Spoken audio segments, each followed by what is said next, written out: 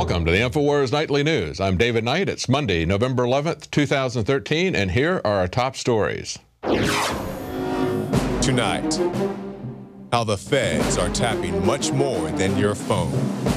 Then, Infowars pays homage to our veterans. And even John McCain has issues with the NSA. That's next on the Infowars Nightly News. We don't need you anymore. The robots and combat droids and autonomous drones, land, sea, and air, and under the water are all going online. Well, on this Veterans Day, we need to remember that Forbes has reported that 1 million veterans from the Iraq and Afghanistan war are injured. All that can be said with certainty is that as of last December, more than 900,000 servicemen and women had been treated at the Department of Veterans Affairs hospitals and clinics since returning from war zones in Iraq and Afghanistan. And the monthly rate of new patients being added as of the end of 2012 was around 10,000 per month. But then in March, the VA abruptly stopped releasing statistics on war casualties. However, experts say there is no reason to suspect that the monthly rate of new patients has changed. So before we commit to future wars, let's remember how we were lied to get into these wars, and let's remember the real cost of these wars. Now, the U.S. military is being used in other ways in the Philippines. They're being used to provide relief after a record typhoon hits that area this weekend. It's reported that the typhoon is unofficially the strongest recorded tropical cyclone to hit land with speeds up to 195 miles per hour. And we're getting various reports from the number of deaths ranging anywhere from 1,000 to 10,000. There's a lot of reports that it's 10,000, but nothing is certain yet except it's absolute total chaos. The infrastructure has been wiped out. And we should remember that even though we're able to provide relief now, and even though the U.S. military is able to provide some relief, historically what we've seen increasingly in the United States is that when we have a large disaster, FEMA doesn't do a very good job of getting the relief there. They tend to be a bottleneck more than a facilitator, because you've got to remember that FEMA's primary responsibility is continuance of government. COG is what they're mainly concerned with. So when you look at this devastation in the Philippines, you should think about what you have done to provide for food for your family whenever we have an interruption of our fragile infrastructure, our fragile grid, and to think about the fact that not only can you set aside things to prepare for your family, but you can also set aside things to help other people who are less fortunate than you are in these situations. Now, it may be very hard in the Philippines right now, and in the U.S., people on Main Street are struggling, but not the people on Wall Street. The Standard & Poor's 500 index has climbed 108% since Obama became president, adding more than $10 trillion in equity market value, and 24% just this year. But we need to understand that this is another stock market bubble. And we need to understand that this is not something that is helping people on Main Street. People are still losing their jobs, they're still losing their homes. This is something that is helping Wall Street, and it's a big boom to K Street, to the lobbyists, to the Washington politicians who are getting paid by the big corporations, by the big banks, who are giving a pass on legislation that would have curbed in the abuses that led to the crash in 2008. And we saw earlier this year, back in the spring, we saw that the Stock Act that Congress passed to a lot of fanfare that was going to rein in insider trading in Washington. It was going to provide transparency as to which stocks congressmen and their staff were buying. That was all quietly taken away this spring. And now we see that just 12 days ago, Congress got rid of another piece of legislation that was going to rein in the abuses of prior to 2008 and the last bubble that we saw. As part of the Dodd-Frank bill, they had prohibited only about 10% of the derivative trading that had happened prior to 2008, but now even that is gone. House Bill 922 passed with 70 Democrats and all the Republican congressmen except Walter Jones, John Duncan, and Tom Massey. They all voted to allow the banks to wildly speculate yet again. So Obama is really performing well for his masters. That would be the big banks, the big insurance companies. All those reforms that they talked about, that they bragged about, Dodd-Frank, the Stock Act, all those have been quietly done away with while nobody was looking. And if you think it would have been any different if we would have had McCain, consider the fact that all of the Republicans, except those three that I just named, all the Republicans in the House voted to get rid of the derivatives restrictions, and it was only about 10% of the derivative restrictions that were even put on there by Dodd and Frank. They got rid of even those. And it's not just our money that would have been affected with McCain in the same way. It's also our liberties. Look at this story. He came out today and said that the NSA chief should be fired. He said that Keith Alexander, the head of the United States National Security Agency, should be fired or forced to resign for letting contractor Ed Snowden have access to the information he ultimately leaked. Now, see, he's saying that he should be fired because that information got out. Not that he should be fired because he acted illegally, because he spied on all Americans in a dragnet manner, because he violated everybody's Fourth Amendment. No, he should be fired because that information got out, because he embarrassed McCain and the rest of them. But actually, McCain's not really embarrassed. When they asked him about the spying on Angela Merkel, the prime minister from Germany, he said they did it because they could do it. That's an amazing admission. There's not any controlling legal authority on them. It's just if they've got the capability to do it, they do it. He pointed out these are people with enhanced capabilities that they've developed over the last decade or so. And so they were sitting around and said, we can do it. So they just did it, said the senator. And obviously he doesn't have any problem with that. He only has a problem with the fact that we found out about it. And then of Snowden in Russia, he said, it's a slap in the face of all Americans. Now is the time to fundamentally rethink our relationship with Putin's Russia. See, he thinks that it's a slap in the face of Americans that someone who is blowing the whistle on illegal activity had to escape to Russia. No, the slap in the face is that they refuse to do anything about it. They allow high-ranking officials to lie to Congress, which is a felony, and nothing is done about it. They merely get mad about the fact that these criminal actions were exposed. Now, we also had Representative Sensenbrenner go to the European Parliament and slam the NSA. And this is kind of unusual because this is the same Sensenbrenner who introduced the Patriot Act. He authorized the Real ID Act. And he even walked out of the House committee hearings one time on Gitmo because they were talking about human rights violations. He didn't want to talk about this. This is also the Sensenbrenner who advocated last year amending the Espionage Act of 1917 to enable the prosecution of journalists. So Sensenbrenner goes to the European Parliament and he says that he's now going to introduce the Uniting and Strengthening America by Fulfilling Rights and Ending Eavesdropping, Dragnet Collection, and Online Monitoring Act. He calls it the USA Freedom Act. They love to come up with these contrived acronyms that are absolutely ridiculous. He says the title intentionally echoes the Patriot Act because it does what the Patriot Act was meant to do, strike a proper balance between civil liberties and national security. That is the big lie. You do not balance liberty against security. If you give up your liberty, all you're going to get is slavery. There is no balancing act here. And this is from the same person who has given us nothing but encroachments, massive encroachments on our civil liberties, destroying the Constitution. And now he's got some act that he claims is going to get everything back in some kind of a phony balance. What's going on is that 6 days ago, he announced that he's running for re-election. He knows which way the wind's blowing. He knows that people are upset about what the NSA is doing. And so he's merely trying to cover for himself, saying that even he is concerned about the direction that his own legislation has taken. But look at this story from Paul Joseph Watson. The feds are now deploying a national spy system of microphones capable of recording conversations. He says the revelations of Ed Snowden shone fresh light on NSA spying targeting the American people, but what has gone largely unnoticed is the fact that a network of different spy systems, which can record real-time conversations in public, are already in place throughout many urban areas of the U.S., as well as in technology products that we buy and use on a regular basis. They're no secret, but they are hiding in plain view.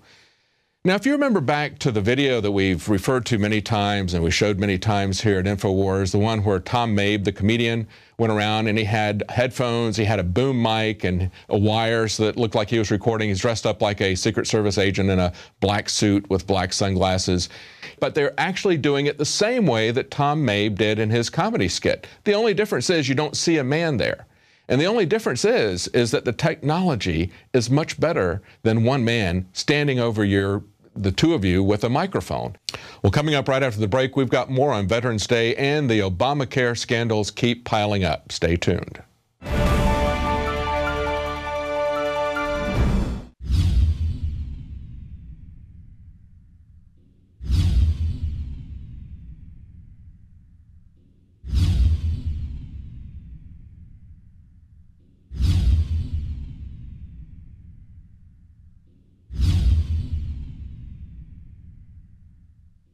Alex Jones here to warn you about some of the most important health information you may ever hear.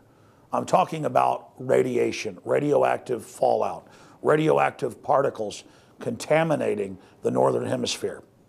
Conservatively, since the 1940s, the Northern Hemisphere of our planet has more than doubled its background radiation. In fact, that was before Fukushima exploded. Now the levels are going up and up and up. Fish are contaminated in the Pacific, and the FDA, the EPA, and others, they're not worried about it. They've been raising the levels of what they claim is safe radioactive particles. So after more than 2 years of research into how to protect my family, looking at all the literature, talking to the experts, across the board they agreed iodine is key, but of the family of iodine, nascent, natural, non-GMO, non-factory iodine that comes from the earth is absolutely paramount for your thyroid and other functions in the body. The literature, the research, it's there. It's not my opinion. It is admitted that iodine is essential for the health of our bodies overall, and nascent iodine is the best form. Now, we're announcing the launch of InfoWarsLife.com, and we're going to bring you scores of products over the next few years that we're researching and developing.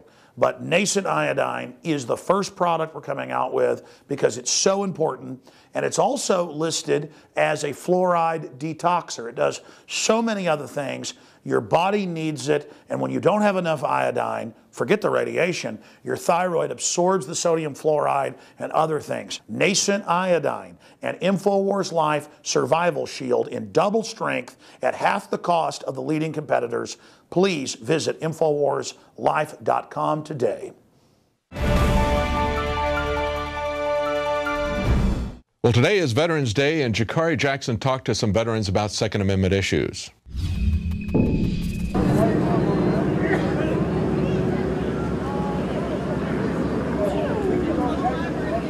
Sir, what brings you out here today? Oh, the Veterans Day Memorial Ceremony.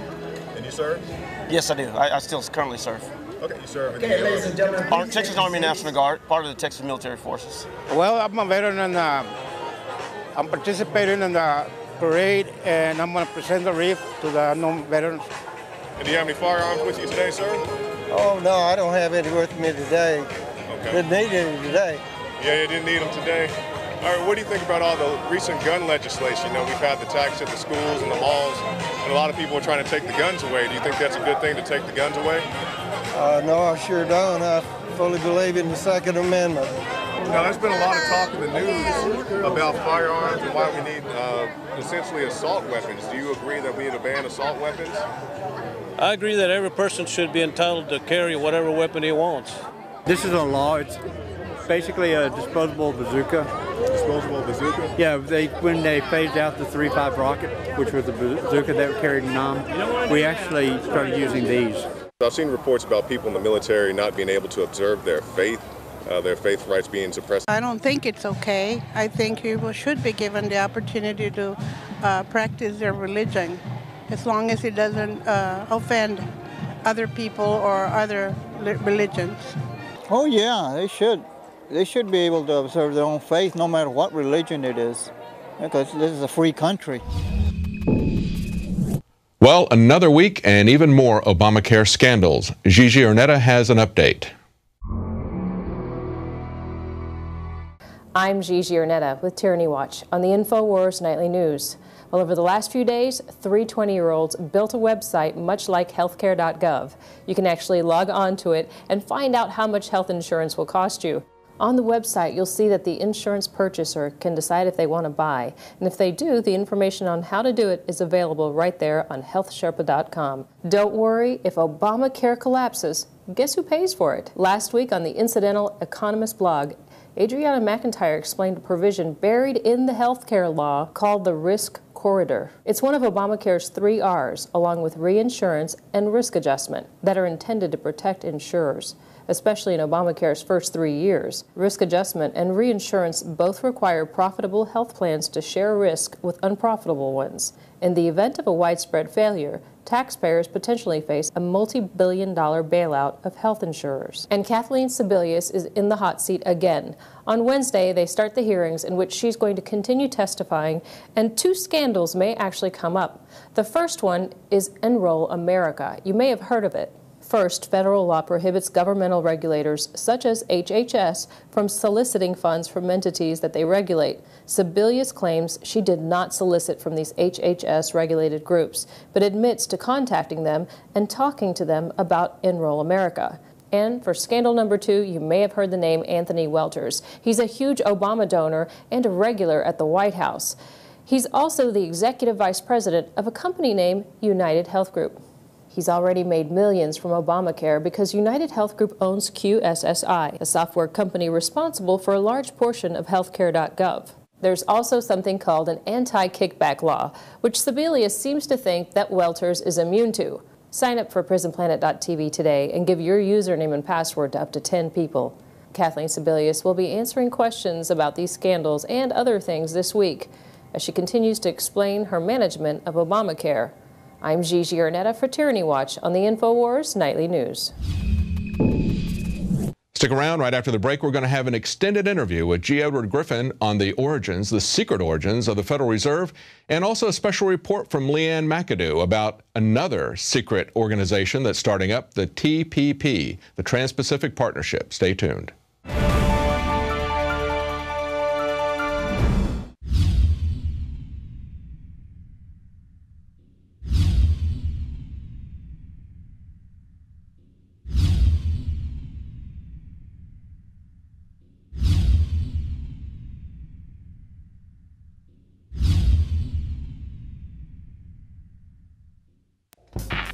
We're on the march. The empire's on the run. And the Infowars army is standing strong. Wake up your family, friends, and neighbors and break the matrix at InfowarsStore.com. Learn the truth and spread the message of liberty with the world's most comprehensive collection of books and documentary films. Maintain a healthy metabolism and energize your body to perform at peak health with Survival Shield Nascent Iodine. Protect your family and be prepared with survival foods and emergency preparedness kits. And now you can drink safe water with your own ProPure water filtration system, which removes fluoride and other harmful chemicals from your family's water supply. Save 10% with the promo code WATER. So join the revolution. InfowarsStore.com. Many anthropologists and archaeologists believe that before man even discovered the power to harness and use fire, we were involved in agrarian activities. That is, taking the seeds of plants and then replanting them to produce more. The very foundation of our modern civilization and human culture is centered around the planting and cultivation of edible plants. Here are some of the amazing deals at Infowars Seed Center at InfowarsShop.com.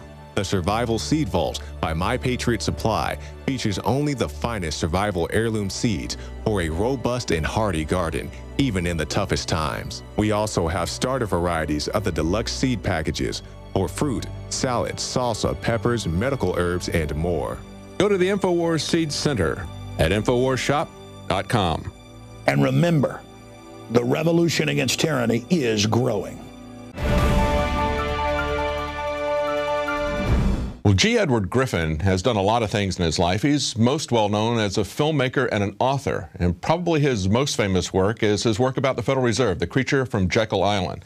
He's our guest today, and we're going to talk to him about the history of the Federal Reserve and what, if anything, can be done about it as we approach the 100th anniversary of its creation. Welcome, Mr. Griffin. Well, thank you. It's good to be here. So give us a real quick summary. I know you've written an entire book about the creation of the Federal Reserve, but can you give people a real quick summary of kind of the secretive origins of this organization and what it is in essence? Well, yeah, David, I think the key word there was secretive origins.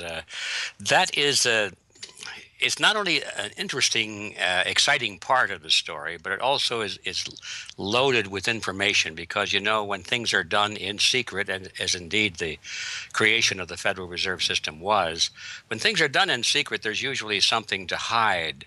And that adds a little mystery to the whole thing, doesn't it? It certainly did for me. Yeah. And we've got a big trade agreement that's being negotiated in secret now, the Trans-Pacific Partnership. That's very frightening how secretive they've been on that. It's really kept under lock and key. Even though people know about it, they still can't look into it. Yes, it's a little different level because now they're just saying, well, these are things that are not for the public to know because of national security or things like that. Right. We know what's going on. We just don't know what the details are. But back in 1910 to 1913, in that time period, when they were actually creating the Federal Reserve, it was so secret that they denied that anything was going on at all. That's right. They said, oh, it's some kind of a conspiracy theory, you know, that kind of thing. That's right. That's right. And it was a conspiracy. It just wasn't a theory, right? It wasn't a theory. It was history. Right. But anyway, history unfolding. And so I knew nothing of this, of course. But when I started to research, and I found out that the Federal Reserve was, in fact, created under conditions of extreme secrecy, so much so that it wasn't even done in Washington, in D.C., where you might expect. It was done on a private island off the coast of Georgia, Jekyll Island, as a matter of fact. I thought, well, isn't that interesting? What's this all about?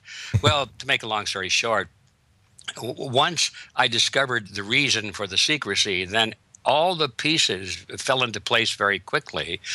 Everything we need to know, I think, today, even 100 years later, everything we really need to know about the Federal Reserve that unlocks the mystery of all these crazy things we think they're crazy that they're doing. What's this Federal Reserve doing? Don't they know that's not good for America? Don't they know that's not good for Americans? It's not good for the economy. Don't they know that? Are they all stupid, you know? Isn't that always the case? We always say, what are they doing? This is absolutely the opposite of what they should be doing, because in so many areas of government, over and over again, they tell us that something is created to do X, and yet it has a completely different agenda that is completely different than what the public believes, and that certainly is the case with the Federal Reserve, isn't it? Yes, it is, and that's the whole point. We're so stupid, we actually believe them when they tell us that it's supposed to do a certain thing. We think, oh, well, they're honorable men. We elected them, and we wouldn't vote for a dishonorable person, would we? So since we elected them, we purified them with our vote. You know, we sanctified them. So when they tell us something, we think, well, that must be true. Right. Well, anyway, this all is not new. It goes back at least 100 years to the Federal Reserve. It goes back before that, unfortunately. But anyway, everything we need to know really about this mystery that's unfolding today is answered in the details of that secret meeting back in 1910. So I'll give you the nuts and bolts of it. Because I know we got to get on to more important things, but I think it's important to know where we were. Right. If we know where we are, which is hard enough to figure that out sometimes. That's right. But if all we know is where we are, we don't know which direction we're heading. In order to get a sense of direction, is to find out where we're going to be, we have to know where we came from. So we can get 2 points lined up and then have a straight line and we can see where we're headed. So we need to go back in history now and then. And so we go back to 1910. And we find out that back in those days, there was a great deal of concern among the American people about the economy. They're about the banking system in particular, about the money system, about credit. They were concerned about this concentration of financial power in the hands of a few huge firms on Wall Street, banks and insurance companies and brokerage houses. And they knew that somehow these very wealthy, powerful financiers were dominating the country because they had control over the flow of money and credit and everything. And they said, we've got to break this because we know it's not good for America. So there was a pressure at that time to what they call break the grip of the money trust. That was a phrase that it was used over and over again. So they were going to ask Congress to pass legislation to break the grip of the money trust. In other words, to put laws in place to regulate the banking and financial industry on behalf of the American people instead of on behalf of the financiers. That was the whole idea. And so basically what happened, David, is, and you know the story well, but the bankers decided, you know, this is going to happen, isn't it? There's a lot of pressure. So what are we going to do? We're going to sit back and let it happen? Well, these guys are not stupid. They're very shrewd individuals. And they said, no. If there's going to be banking legislation to control our industry, let us write the legislation and not tell anybody that we wrote it. And that way we can contour it in such a way that it benefits us and actually strengthens our grip over the economy instead of accomplishing what the people think it's supposed to do. So that was a decision that was made to come together, and they did exactly that. Was the reason for the secrecy, because if anybody knew that the Federal Reserve Act was written by the very financial interest that it was supposed to control, well, then, of course, it would never have been popular. It wouldn't have passed through Congress. It would never have come to be in the form that it did. Isn't that always what they do? I mean, we've seen the same sort of thing with Dodd-Frank legislation. That was supposed to rein in the banks in light of the big failures that we had in 2008. And yet, as the details emerge, we're starting to see a very different picture. It looks like it was written for the benefit of the bankers. Same thing with the quote-unquote Affordable Health Care Act. That was going to rein in these insurance companies that were charging us too much, and now we see that their stock has gone up by 5-fold. We see that their prices have gone up by 5-fold in many cases. Yeah, right. Yeah. That's it. Exactly. Whenever you read the name of a piece of legislation, at least for many years now, many decades. Yes. If it has the word reform in it, or affordable, or something that sounds positive, Patriot. You better drink another cup of coffee and start looking, because you know it's going to be just the opposite of what the title says it is. A Patriot Act is the most unpatriotic thing you could possibly imagine, et cetera, et cetera. Well, this was exactly what was going on back in 1910 through 1913 with the creation of the Federal Reserve. So that's the history. At least that's how it started. The largest financial institutions in America sent their representatives to Jekyll Island. We're talking about J.P. Morgan, William Rockefeller, Kuhn Loeb and Sons, and so forth. Kuhn Loeb. All of these people representing the biggest financial interest in the world, because some of those groups had very close ties with Europe. And Kuhn Loeb was a representative of the Rothschild dynasty, and of course Max Warburg was involved, tied in with the Warburg dynasty in Germany and the Netherlands, and so we had really an international flavor to this whole thing. And even J.P. Morgan. I mean, we just commemorated Armistice Day, which was Veterans Day, which was originally Armistice Day, the end of World War I, and it was J.P. Morgan that was a major financier for the French and even the British during the beginning of World War I, against the wishes of Secretary of State William Jennings Bryan. So there was all these, there was all this stuff going on. You know the history well. J.P. Morgan was more European than he was American. You know, his roots were really in London, and all of his business connections and his wealth was really derived through the Bank of England. And even though he was an American citizen, his heart and his mind and his upbringing and his culture was all Britain. Absolutely. And, Mr. Griffin, hang on right there. We want to continue this. I want to ask you some questions about what we can do about the Fed, but we're out of time in our regular segment. We're going to be right back after the break.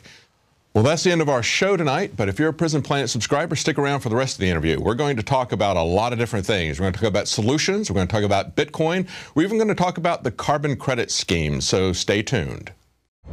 Stay tuned after the news for more special reports. Now you can watch The Alex Jones Show live as it happens at Infowars.com/show. You'll find links to all of our content there and a free 15-day trial for Prison Planet TV. More than 60 movies and documentaries all in one place at Infowars.com/show.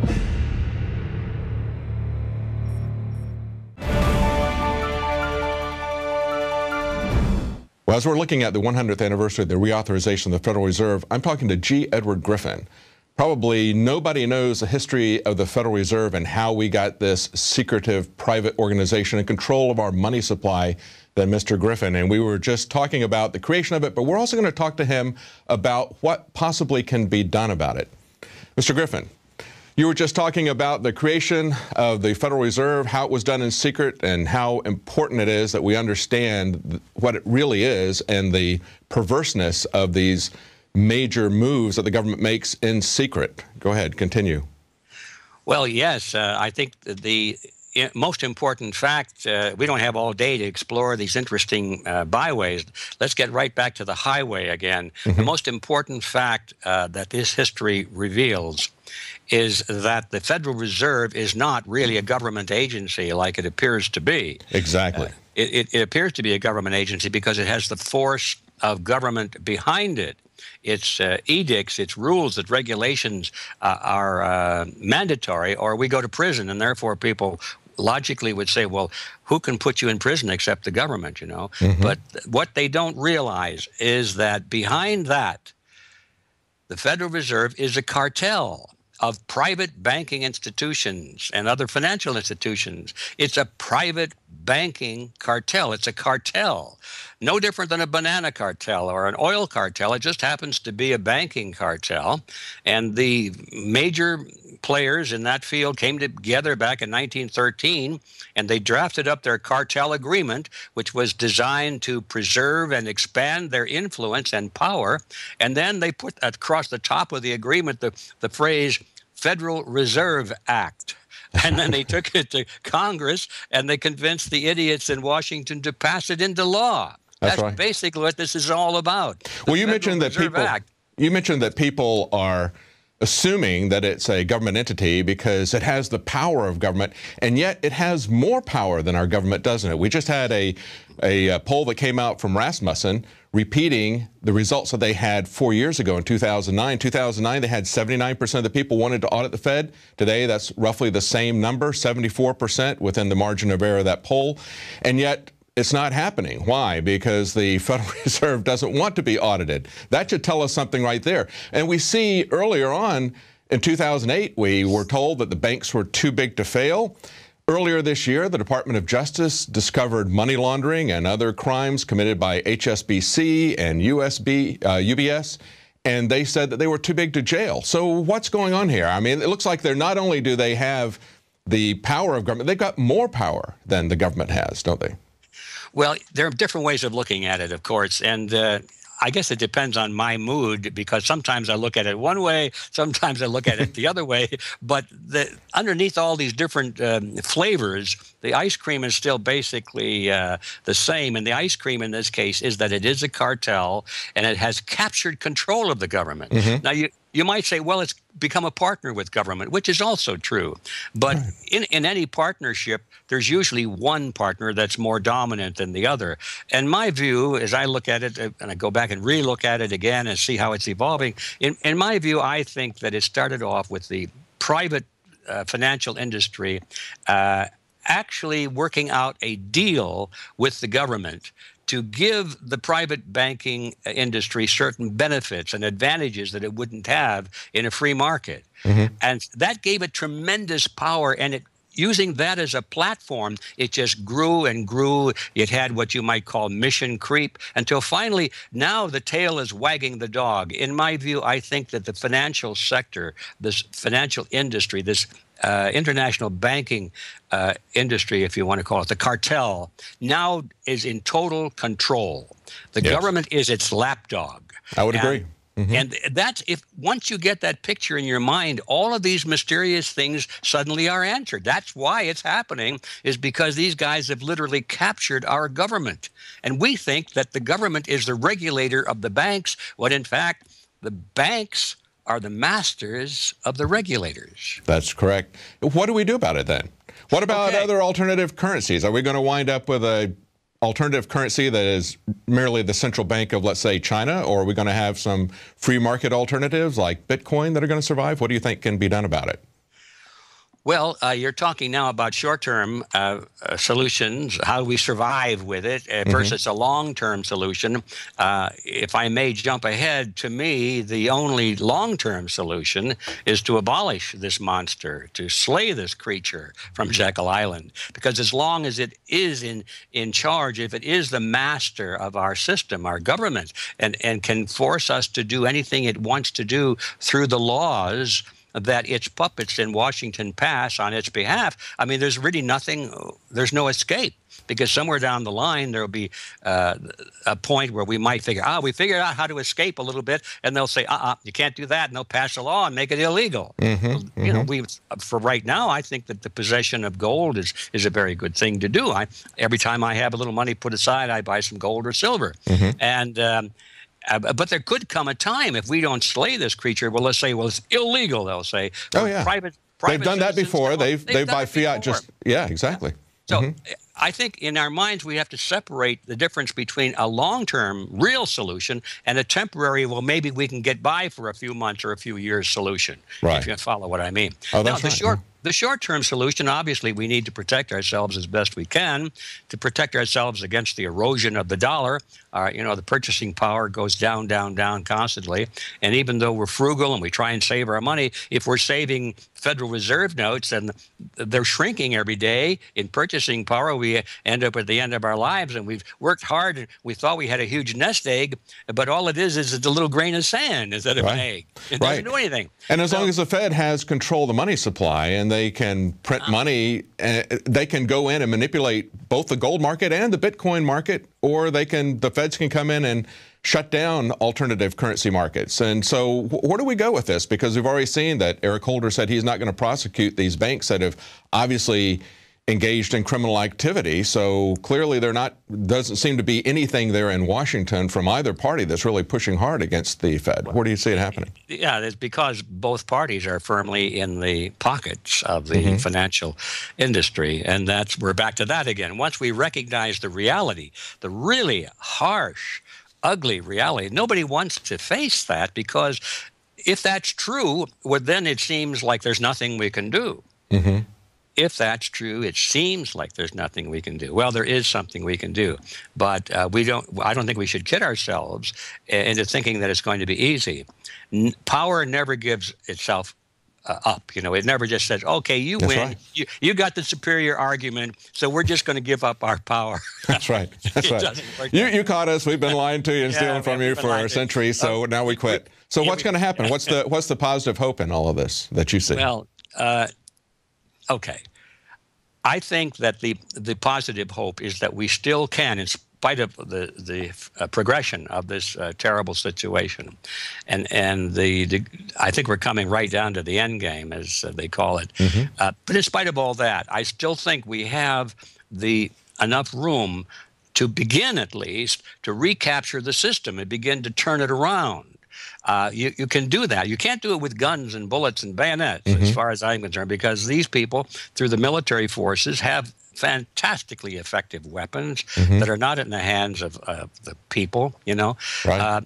So this isn't a hot kind of a revolution. This is a revolution of the mind. Yes. And so how do we do that? How do we recapture the system without trying to attack it frontally militarily, which won't work? Well, the only thing left, really, is to take it back pretty much the same way we lost it. How did we lose this system? Did they come in and invade us? Did soldiers come in wearing uniforms with swastikas or some kind of an emblem on their shoulder? No. They took over our system from the inside using a very specific strategy, which they actually teach. They've been talking about this strategy for many, many decades, and it's what they call taking it over from the inside, capturing the power centers of society, the leadership level. They have theorized long ago that people have a herd instinct, and they follow leaders, which is true. Even leaders tend to follow stronger leaders. That's the way humans are. And so rather than dominate every individual one-on-one, they realize that all they have to do is control the mass organizations to which people belong, or the leaders which have leaders that they follow, and that way they can control the masses. What am I talking about? I'm talking about political parties. I'm talking about labor unions, church organizations, mass media organizations, those power centers that influence public thinking. And when people say, well, our leaders did this, and since I voted for him, he must represent me, and all that sort of thing that goes on in their minds, most of which is not true, but that's what we've been led to think. They know that if they can capture the control of these organizations at the top, then everybody will follow. And that's what they have done. When you look at the political parties, for example, we've been talking about those. Why is it that no matter which party is in power, nothing really changes? It's because they're controlled at the top. At the very top. I'm not talking about the rank and file, the people that go to the conventions, the ones that are out there waving the flags. And all. They're just cannon fodder. They're being used by the leaders at the top. Political parties are probably the most important power centers of society, but then take a look at the media centers. This is the way you can control public opinion. Take a look at the universities and the school systems. Yes. Absolutely. Wherever you look, the really powerful ones, and you go to the top, at the very top, what do you find? You find people who are collectivist in thinking, they're militant, they know what they want to do, they're in total agreement with the system we have now. You're not going to find anybody at the tops of these organizations that want any serious change at all, because they've got exactly what they want now. So how did they get there? Well, mainly because they knew that they had to be there, and we, on the other hand, weren't even aware that they were trying to do that. We were out busy enjoying our lives and having a good old time, and then we wake up one morning and say, my goodness, how did this happen? Everybody at the top wants something, and we know it's wrong. So now back to the question, what do we do about it? It is possible, I am totally convinced, for us to go back into these power centers of society, and if we work together and organize a network and have a common creed, we know what we believe in, what we want, as well as what we don't want, then we can begin to take back control of these power centers. I think it can be done. No, the question is, can it be done quickly enough? The word enough. Yes. This is the hard part. I don't think this is going to happen by the next election. That's what everybody wants to know. That's right. Who can we vote for? See, they want the simple answer. What candidate? Who can we vote for? So once every 2 or 4 years, we can go and cast our vote, and we've discharged our responsibility of citizenship. Right. They want that quick, easy answer, you know? It's not going to happen that way. I don't think it's going to happen that way. It has taken several generations to unwind the American system to what it is now. I think it's going to take at least a generation to bring it forward again to where it should be. I think we're looking at a generational project here. Yes. That means that we're probably not going to get it done before things get really, really bad. But it also means we can get it done. It's just going to take longer than we want, but it will happen. And I look at it this way.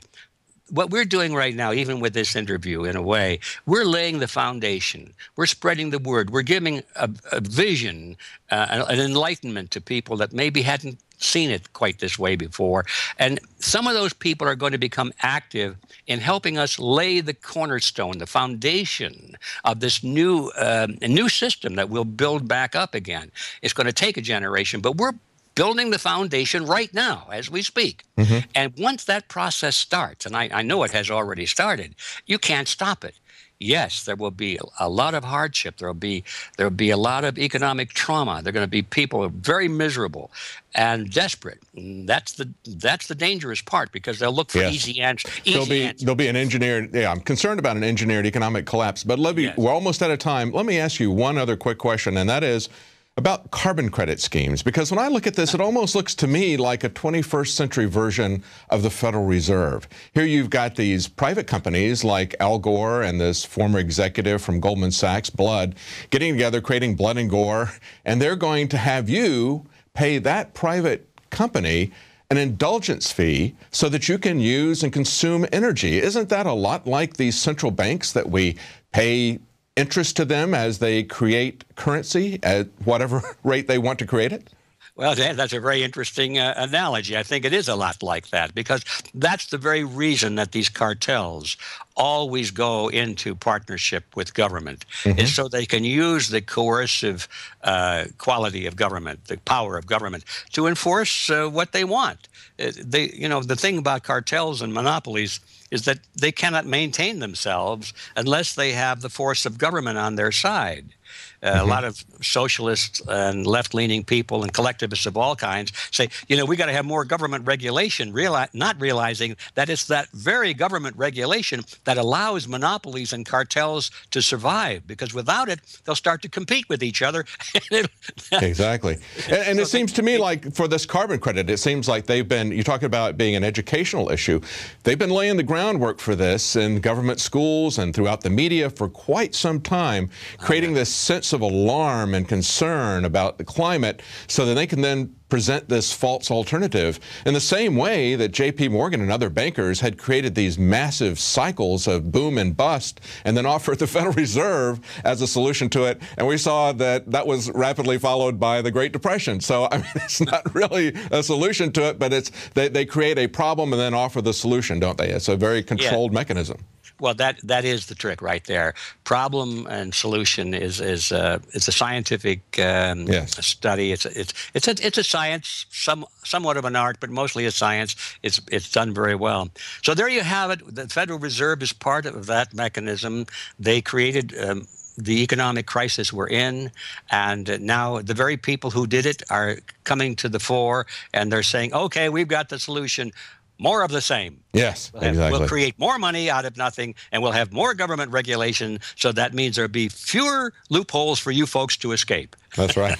Well, thank you very much, Mr. Griffin. It's been a fascinating interview, filling us in on the history of the Federal Reserve, and we see the pattern happening over and over again, and we can only hope that your efforts, and they've been fantastic efforts, will help to awaken people to what's really going on, that we'll see an audit of the Fed, that people really understand where it came from, what it's doing to us.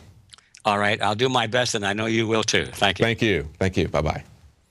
Well, we were just able to barely scratch the surface of the information that Mr. Griffin has about the Federal Reserve. You really need to get the book, because as he pointed out, the way they played us, the way they stole from us, the way they took advantage of the nation was by secrecy and by our ignorance. And you can do your best to stop that by educating yourself and educating other people. Creature from Jekyll Island, available at InfoWarsStore.com. And you can also help to educate people by getting a subscription to Prison Planet TV.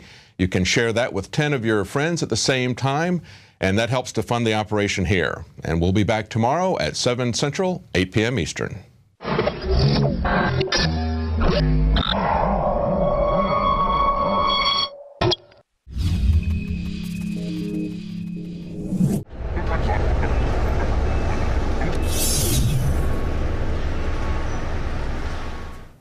The Trans-Pacific Partnership is a proposed free trade agreement that will literally sign the globe over to corporate control.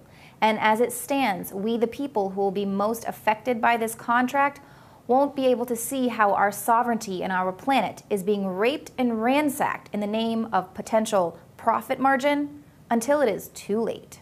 TPP negotiations have taken place under a freakish cloak of secrecy, denying all but a very few any input into the terms of the agreement. The only people who have had access to the negotiations are 600 advisors, none of whom work for Congress, and 500 of which are corporate lobbyists.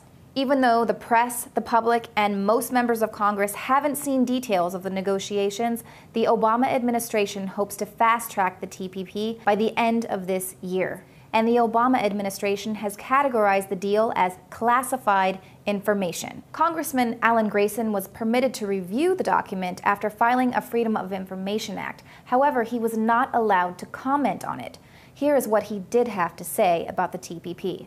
The result will be soon evident to everybody. When the agreement does get released, you'll see massive giveaways of our sovereignty, massive efforts to undermine the middle class in this country, massive efforts to keep us from making the decisions that we need to do to make ourselves safe, to keep ourselves healthy, and to actually have the kind of life we want to have. Why? Because we've given the entire process over to special interests. It's no longer even properly called a trade agreement. It's an anti-sovereignty agreement. It has very little, if anything, to do with trade at this point.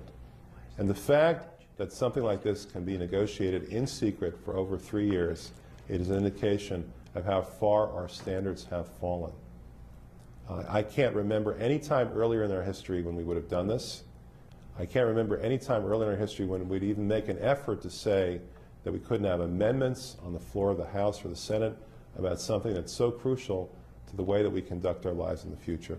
So what's so bad about the Trans-Pacific Partnership that it's being labeled as NAFTA on steroids? Well, the chapters that have been leaked reveal plans that would threaten public health, the environment. Are you an internet user? Of course you are. Well, forget about CISPA, SOPA, and PIPA. The TPP rolls all those regulations up into one global agreement that totally circumvents domestic laws. File downloads could be criminalized, and your internet service provider would become a copyright enforcer, meaning your ISP address could monitor and police your every move using a 3-strike system. After those 3 strikes, your access to the internet could be cut off, including your own personal website, which could be deleted. And the TPP's rules on copyright infringement directly affect anyone who shares information via the web. Fair use exceptions could be severely restricted, effectively crippling any sharing of news and videos via YouTube and other platforms. Pharmaceutical companies can institute longer patents that would preserve their monopolies and reduce access to affordable medications. The TPP includes foreign investor protections, which could help corporations offshore jobs. Negotiations include financial deregulation and loss of oversight that could lead to even worse financial meltdowns than what we've experienced. And perhaps the most crippling of sovereign countries, foreign corporations could pummel nations financially if that nation considers a domestic law that will curb expected future profits. For instance, if a country refuses to grow GMO crops, rather than respecting that nation's sovereignty, biotech giants can sue the country for cutting into their profits, and then international tribunals could impose economic sanctions on that country until their ban on GMOs is lifted. This is a huge concern for citizens all over the world, so why aren't these contracts being made available for public review? Well, a group hopes to do a little crowdsourcing and expose this contract. Just Foreign Policy has launched a free TPP campaign to reward WikiLeaks if it is able to make the negotiating text of the Trans-Pacific Partnership public. So far, the group has raised more than $50,000 from concerned citizens who refuse to acquiesce while corporate cronies decide our fate. We have got to call our representatives and demand that they find out what is inside the Trans-Pacific Partnership. We have to know what's in store for us so we can do something about it before it is too late. Reporting for the Infowars Nightly News, I'm Leanne McAdoo.